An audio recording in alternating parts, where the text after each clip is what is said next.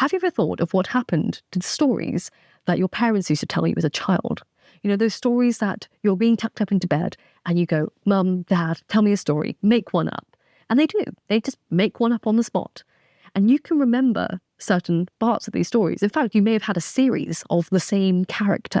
Maybe it was your teddy bear or your best friend in you going on these adventures. And you can remember parts of the story. Maybe your parents can, maybe they can't. But they exist in your head.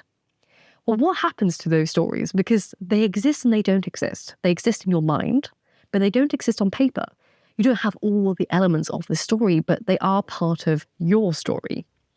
Well, this idea of oral history and libraries and books and stories that exist in this kind of third dimension is covered by William Marks in his book, Libraries of the Mind, because that's what he argues. We have libraries in our mind. And it's not just oral history. The libraries of the mind, the invisible libraries of the world, consist of books and texts that we have either lost to history, but existed somewhere along the lines.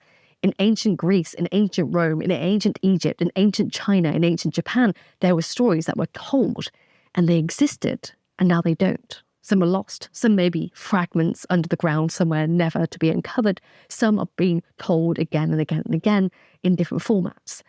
And we all have these kind of libraries in our mind.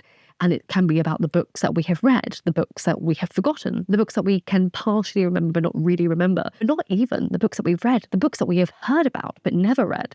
The stories that we know the basics of, like maybe you know what happens in The Great Gatsby without actually reading The Great Gatsby.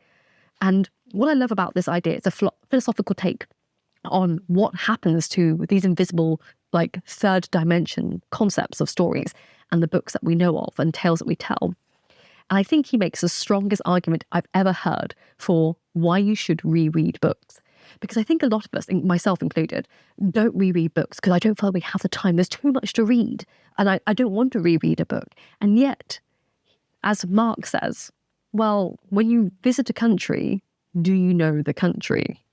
You can visit for a week. You could visit for a month. You could read all about that country and visit that country. But do you actually know the country?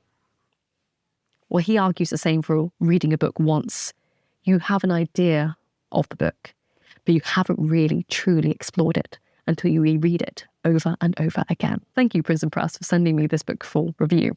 Really enjoying it.